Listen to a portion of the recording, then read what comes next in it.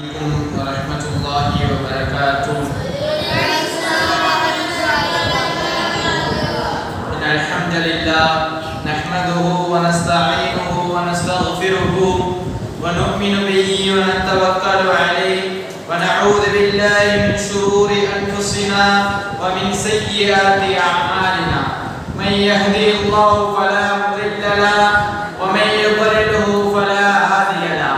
وأشهد أن لا إله إلا الله وأشهد أن محمدا عبده ورسوله. أما بعد فقد قال الله تعالى في القرآن الكريم والفرقان المجيد: أعوذ بالله من الشيطان الرجيم. بسم الله الرحمن الرحيم.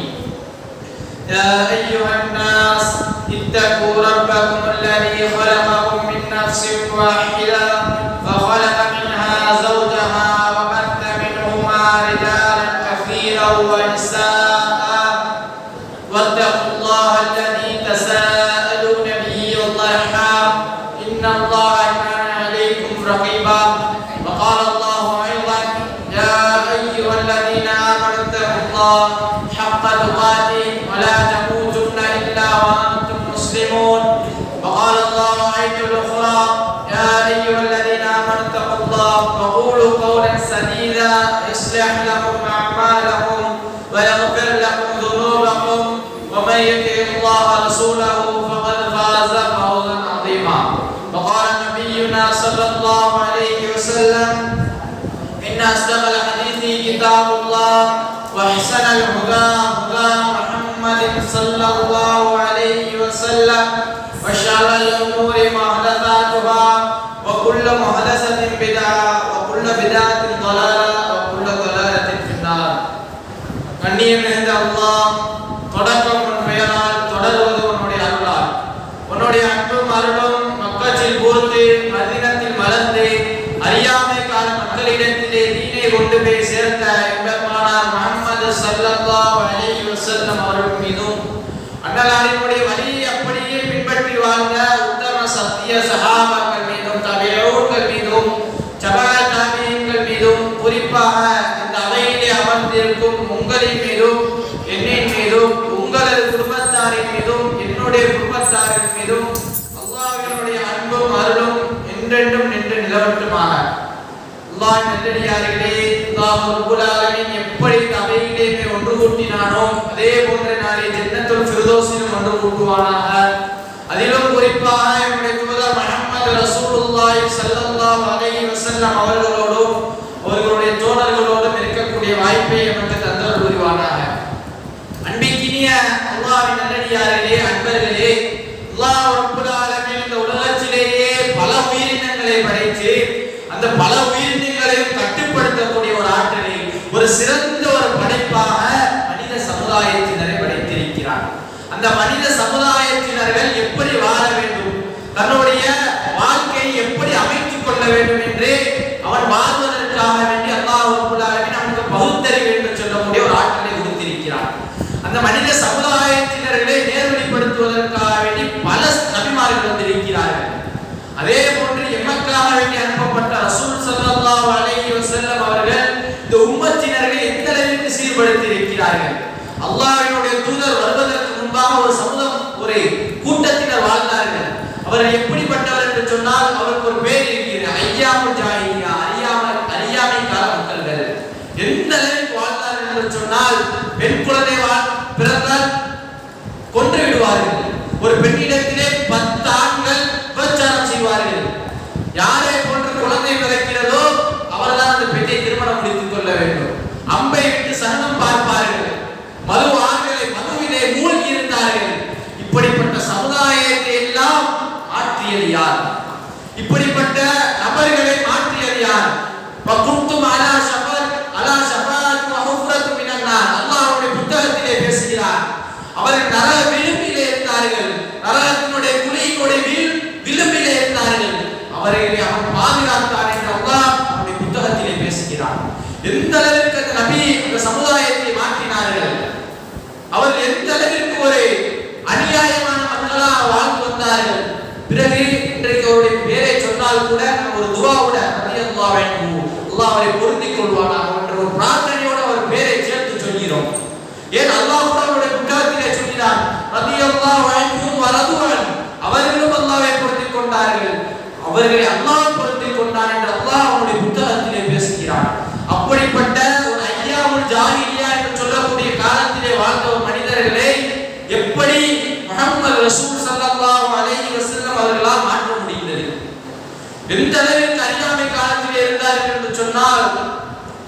ஒரு மனிதர் உதாரணமா சொன்னால் பெண் குழந்தையை கொள்வதை எடுத்துக்கொள்ளலாம். ஒரு மனிதர் தன்னுடைய மனைவி மாசமா இருக்கிறாங்க. அப்ப என்ன செய்யறாரு, ஒரு வியாபாரத்திற்காக வெளியூர் செல்கிறாரு. அப்ப தன்னோட மனைவிட்ட சொல்லிட்டு செல்கிறாரு, சில காசை கொடுத்துட்டு நமக்கு பொம்பளை பிள்ளை பிறந்துச்சுன்னா என்ன செய்யுங்க, அந்த குழந்தையை கொண்டு ஆம்பளை பிள்ளை பிறந்துச்சுன்னு சொன்னா அந்த குழந்தையை வளருங்கள் என்று சொல்லிவிட்டு அந்த கணவர் என்ன செய்யறார், வெளியூருக்கு வியாபாரத்துக்கு சென்று விடுகிறார். பார்த்தா அந்த பெண்மணிக்கு பெண் குழந்தை பிறக்கிறது. இந்த பெண் குழந்தையை வளர்த்து வருகிறார்கள். தன்னுடைய கணவர் வரப்போகிறார் என்ற செய்தி தெரிந்ததுடன் பக்கத்து வீட்டாரிடத்திலே கொடுத்து அந்த பெண் குழந்தையை வளர்க்க சொல்கிறார்கள். பிறகு அந்த கணவர் வந்து கேட்கிறார், நமக்கு என்ன குழந்தை பிறந்தது? பெண் குழந்தை தான் பிறந்தது, அதை நான் கொன்று விட்டேன் என்று அந்த பெண்மணி சொல்கிறார்கள். அப்போதே அந்த நபரும் அந்த விஷயத்தை முடித்து விட்டார். பிறகு பக்கத்து வீட்டிலே உள்ள அந்த பெண்மணியினுடைய பிள்ளை அந்த நபரின் இடத்திலே வந்து அந்த நபரோடு விளையாடி கொண்டே இருக்கிறது. தினம் வரும் அந்த தந்தையினோட, அந்த தந்தையின் அந்த பிள்ளைக்கு தெரியாது, அந்த பிள்ளைக்கு தெரியும், அந்த தகப்பனுக்கு தெரியாது. அந்த தந்தையோடு வந்து அந்த குழந்தை என்ன செய்யும், விளையாண்டு கொண்டே இருக்கும். அப்ப அவருடைய தாய் நினைத்தால் இந்த நேரத்திலே நம்ம சொன்னோம் என்று சொன்னால் நம்மளுடைய கணவனுடைய மனசு மாறலாம். இந்த நேரத்தில் அந்த பிள்ளையின் மீது பாசத்தோடு விளையாண்டு கொண்டிருக்கிறார், அதனால் அவருடைய உள்ளம் மாறலாம் என்று எண்ணி என்றதன் காரணமாக அந்த குழந்தை தன்னுடைய பிள்ளை என்று சொல்லி விடுகிறார்கள். உடனே அந்த நபரினுடைய முகம் செவந்து விடுகிறது. தன்னுடைய பிள்ளையை அழைத்து செல்கிறார் பாலைவனத்தின் பக்கம். அந்த குழந்தை தன்னுடைய தந்தைக்கு அழைத்து செல்கிறார் என்று சிரிப்போடு அந்த குழந்தை செல்கிறது. சென்று ஒரு குழியை தோண்டுகிறார். நம்முடைய வாப்பா என்னோட விளையாடுகிறார், குழியை தோன்றான். அந்த பிள்ளையை குழியை தோண்டுது. பார்த்தா அந்த குழந்தையை தூக்கி உள்ளே வைக்கிறார்கள். உள்ளே வைக்கும் போது மண்ணை தோண்டி மண்ணை மூடும் போது அவருடைய தாடியிலே மண்ணு படுகிறது. அந்த குழந்தை அந்த மண்ணை தட்டி விடுகிறது. பிறகு குட்டிவரை அந்த மண்ணை மூடுகிறார். குழந்தையோட மண்ணை நம்ம வாப்பா நம்மோட விளையாடுகிறார்கள் என்று நினைச்ச அந்த புள்ள அழுகல, விளையாண்டு கொண்டிருக்கிறது. பிறகு நெஞ்சு வர முடிகிறார், பிறகு தலை வர முடிகிறார் என்று இந்த நிகழ்வை அல்லாஹ்வினுடைய தூதரினுடைய சபைக்கு முன்னால் உட்கார்ந்து அல்லாஹ்வினுடைய தூதருக்கு முன்பாக உட்கார்ந்து நபித்தோழர் சொல்கிறார், அல்லாஹ்வினுடைய தூதரே, நான் இப்படி என்னுடைய குலத்தை கொன்று விட்டேன் அல்லாஹ்வினுடைய தூதரே என்று சொல்லி அழுகிறார். அல்லாஹ் என்னை மன்னிப்பானா என்று அழுகிறார். எப்படிப்பட்ட சமூகம்! பின்னால் அவர் இஸ்லாத்திற்கு வந்ததற்கு பிறகு அவர் அந்த தப்பை உணர்ந்து எப்படி வாழ்ந்தார்.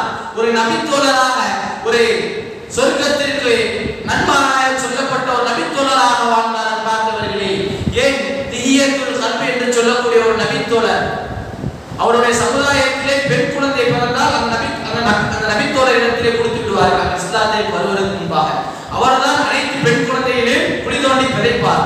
ஆனால் ஜிப்ரீல் அலைஹிஸ்ஸலாம் ஒரு மனிதனுடைய உருவத்தில் வருவார் என்று சொன்னால் அந்த திஹியத்துல் கல்பி என்று சொல்லக்கூடிய நபித்தோழனுடைய உருவத்தில் தான் வருவார்கள். எந்த அளவிற்கு பாருங்கள், இன்றைக்கு ஒருவர் ஒரு தவறை செய்துவிட்டால் அந்த தவறை சுட்டி காட்டி அவருக்கு முன்பாகவே இந்த தவறை செய்தவன் என்று சுட்டி காட்டிதான் அவரை பேசுவார்கள். ஆனால் அந்த நபித்தோழர் பெண் குழந்தை அனைத்தையும் பிழைப்பவர். அவருடைய சமுதாயத்தில் ஒரு பெண் குழந்தை பிறந்தால் அந்த பெண் குழந்தை அவரிடத்தில் வந்து கொடுத்து விடுவார், அவர் பிழைத்து விடுவார். ஆனால் ஜிப்ரீல் அலைஹிஸ்ஸலாம் அந்த நபித்தோழனுடைய உருவத்தில் தான் வருவார்கள். அந்த அளவிற்கு ஒரு உத்தமர்களாக இந்த உலகத்திலே வாழ்ந்தார்கள். ஏன் இன்றைக்கு மதுவை எடுத்துக் கொள்ளலாம், போதை பொருட்களை எடுத்துக் கொள்ளலாம், இன்றைக்கு இஸ்லாமியர்கள் அதிகமாக வாழக்கூடிய இடங்களை எடுத்துக் கொள்ளலாம். எந்த அளவிற்கு போதை பொருட்கள் அதிகமாக பயன்படுத்தப்படுகிறது. ஏன் சஹாபாக்கள் எந்த அளவிற்கு இருந்தார்கள், இன்றைக்கு எந்த அளவிற்கு மதுவிலே மூழ்கி இருக்கிறார்கள். இதை விடெல்லாம் சஹாபாக்கள் அதிகமாக மதுவிலே மூழ்கி இருந்தார்கள். ஏன்? அல்லாஹ் ரப்பல் ஆலமீன் மதுவை கொஞ்சம் கொஞ்சமாக தடை செய்கிறான். அவர்கள் இஸ்லாம் வந்த உடனே அல்லாஹ் ரப்பல் ஆலமீன் மதுவை தடை செய்யவில்லை. அவர் இஸ்லாத்தை கேட்கிறார்களா, முதலில் அல்லாஹ் வசனத்தை இறக்குகிறான், நீங்கள் குடித்துக் கொண்டு தொழுகையிலே நிற்காதீர்கள் என்று கொஞ்சம் கொஞ்சமா வசனத்தை இறக்கி கடைசியிலே தடை செய்கிறான். மது என்பது ஷைத்தானினுடைய விஷயம், அதை யார் தவிர்த்துக் கொள்கிறார்களோ அவர்கள் வெற்றி அடைவார்கள் என்று ஒரு வசனத்தை இறக்குகிறான். இன்றைக்கு நம்ம என்ன சொல்லுவோம், நம்ம ஒரு மதுவை குடிக்கிறவங்க போய் கேட்டா என்ன சொல்லுவாங்க, என்னுடைய அன்பர்கள் பழக்கி விட்டாங்க, அதை என்னால் விட முடியலை என்று சொல்லக்கூடிய காரணத்தை எல்லாம் சொல்பவர்களா என்று இஸ்லாமிய சமுதாய வாலிபர்கள் இருக்கிறார்கள். ஆனால் சஹாபாக்கள் அல்லாஹ் ரப்பல் ஆலமீன் வசனத்தை இறக்கி விட்டானா, இன்றைக்கு என்ன எந்த மதுவை குடிக்கிறாங்க. அன்னைக்கு சஹாபாக்கள் எதற்கெடுத்தாலும் மதுதான். சஹாபாக்கள் இஸ்லாத்தில் வருவதற்கு முன்பாக அல்லாஹ் கொஞ்சம் கொஞ்சமாக தடை செய்கிறான். கடைசியிலே வசனத்தை மதுவின் தடை என்று வசனத்தை இறக்கிறார். மதீனா முழுவதும் அவருடைய மதுபான உடைக்கிறார்கள். மதீனாவினுடைய வீதிகள் முழுவதும் மது ஆறுகளாக ஓடியது என்ற வரலாற்றிலே பார்க்கலாம். அல்லாஹ் நமக்கு ஒரு விஷயத்தை தடை செய்து விட்டானா அந்த விஷயத்திற்கு நாம் அறிந்து கொள்ள வேண்டும் என்பார்களே. அப்படிதான் ஒரு முறை பிலால் ரலியல்லாஹு அன்ஹு அவர்கள் ஒரு சபையிலே பேசிக் கொண்டிருக்கிறார்கள். அபூதர் கிஃபாரி ரலியல்லாஹு அன்ஹு அவர்கள் குறைஷி குலத்திலே மிகப்பெரிய ஒரு தலைவராக இருந்தார்கள். அப்போது ஒரு கருத்தை முன்வைக்கிறார்கள். பிலால் அதற்கு மறுப்பு தெரிவிக்கிறார்கள். அப்போது உடனே அபூதர் கிஃபாரி கோபமடைந்து சொல்கிறார், யா இப்னி சௌதா, கருப்பின் மகனே கொஞ்சம் அமைதியாயிரே என்று சொன்னவுடன் பிலாலினுடைய மனம் தாங்கவில்லை. அல்லாஹ்வுடைய தூதரிடத்திலே சென்று, அல்லாஹ்வுடைய தூதரே, என்னை அபூதர் கிஃபாரி இவ்வாறு ஏசி விட்டார் அல்லாஹ்வுடைய தூதரே. உடனே அல்லாஹ்வுடைய தூதருடைய முகம் சிவந்து விட்டது. உடனே அபூதர் கிஃபாரி அழைத்து வர சொல்லி கேட்கிறார்கள், அபூதர் கிஃபாரியே, நீ இன்னும் அறியாமை காலத்தை விட்டு நீ இன்னும் விலகவில்லையா? நீ இன்னும் அறியாமை காலத்தில் தான் இருக்கிறாயா என்று அல்லாஹ்வுடைய தூதர் கேட்டவுடன் அபூதர் கிஃபாரி தன்னுடைய அந்த குறைஷி குலத்தார்களுக்கு முன்பாக மண்ணிலே தன்னுடைய தலையை வைத்து பிலாலிடத்திலே சொல்கிறார், பிலாலே மிதி, என்னுடைய தலையை காலை வைத்து மிதி பிலாலே, நீனும் நான் சமந்தான் என்று இந்த மக்கள் விலகிக் கொள்ள வேண்டும் பிலாலே, நீ மிதி என்று சொன்னார். நினைத்திருந்தால் பிலால் ரலியல்லாஹு அன்ஹு அவர்கள் அந்த நிகழ்வை அல்லாஹ்வுடைய தூதரிடத்திலே சொல்லாமல் தானாக பணித்திருக்க முடியும். ஆனால் நாங்கள் இருவரும் ஒன்றாக வாழ வேண்டும். எப்படி ஐயாமுல் ஜாஹிலியாவிலே ஒருவருக்கொருவர் பகைமையாக வாழ்ந்தார்களோ அதே போன்று நாங்கள் வாழக்கூடாது, நாங்கள் ஒற்றுமையாக இருக்க வேண்டும் என்ற ஒரே நோக்கத்திற்காக வேண்டி அல்லாஹ்வுடைய தூதரிடத்திலே சென்று தன்னுடைய பிலால் சொன்னார், என்னை அபூதர் கிஃபாரி இவ்வாறு ஏசிவிட்டார் என்று. பிறகு அவர்கள் இருவரும் சமாதானமாகிவிட்டார்கள். இன்றைக்கு நம்மிடத்திலே இருக்கக்கூடிய ஒரு முக்கியமான தவறு என்னவென்று சொன்னால், நாம் பிறரை பகைத்து வாழ்வது. அன்பார்ந்தவர்களே, இன்றைக்கு நாம் ஒரு இடத்திலே என்ன சொல்ல விரும்புகிறோம் என்று சொன்னால், நீங்கள் மன்னித்தால் தான் அல்லாஹ் மன்னிப்பான் என்றெல்லாம் கிடையாது, ஜாயிஸ் கிடையாது. நீங்கள் மன்னித்தால் தான் அல்லாஹ் உங்களை மன்னிப்பான். இன்றைக்கு அவன் தான் இந்த சண்டை போட்டான், அவன் பேசினாலும் நான் பேசுறேன், அவனே போன் அடிக்கல, நானே அவனுக்கு போன் அடிக்கல என்றெல்லாம் சொல்லி ஒரு பிரிவினை ஏற்படுத்தி கொண்டிருக்கிறார்கள். ஒன்றை மட்டும் நல்லா விளங்கிக் கொள்ளுங்க, மௌத்தா போயிட்டா அவ்வளவுதான். 3 நாள் துவா செய்வாங்க, 4வது நாள் மறந்துட்டு போயிட்டே இருப்பாங்க. என் பிள்ளைங்களுக்கு வாப்பாமா துவா செய்யாம தூங்காம இருக்க போதும் இல்ல, சாப்பிடாம இருக்க போதும் இல்ல, அதோடு அவருடைய வாழ்க்கையை முடித்துக் கொள்ள போவதும் அல்ல. அவரவருக்கு அவருடைய வாழ்க்கை, உன் வாழ்க்கையை முடிவு செய்ய வேண்டியது உன் கையில். முடிவை நீ தேர்ந்தெடு. அல்லாஹ் அனுமதி அளித்திருக்கிறானா அந்த விஷயத்தை தேர்ந்தெடு. அல்லாஹ் தடுத்திருக்கிறானா அந்த விஷயத்தை ஒன்று விலகிடு. அல்லாஹ் எண்ணி பார்க்க முடியாத அளவிற்கு உயர்த்துவான். ஆகவே அல்லாஹ்வுடைய நல்லடியார்களே, நாம் இந்த உலகத்திலே வாழும்போது அல்லாஹ்வுடைய தூதர் எதையெல்லாம் நம்மை விட்டு தவிர்த்திருக்கிறார்களோ அதையெல்லாம் விட்டு தவிர்த்து வாழக்கூடிய மக்களாகவும், இன்னும் ஐயாமுல் ஜாஹிலியா என்று சொல்லக்கூடிய அந்த காலத்திலே எந்தெந்த விஷயத்தை எல்லாம் பின்பற்றினார்களோ அதையெல்லாம் விட்டு விலகக்கூடிய மக்களாகவும் அல்லாஹ் தஆலா உங்களை என்னையும் ஆக்கி அருள்புரிவானாக கூறி என்னுடைய உரையை நிறைவு செய்கிறேன். ஹாதா மா இல்மு இன்தல்லாஹி வ குலு கௌலி ஹாதா அஸ்தக்ஃபிருல்லாஹ் லி வ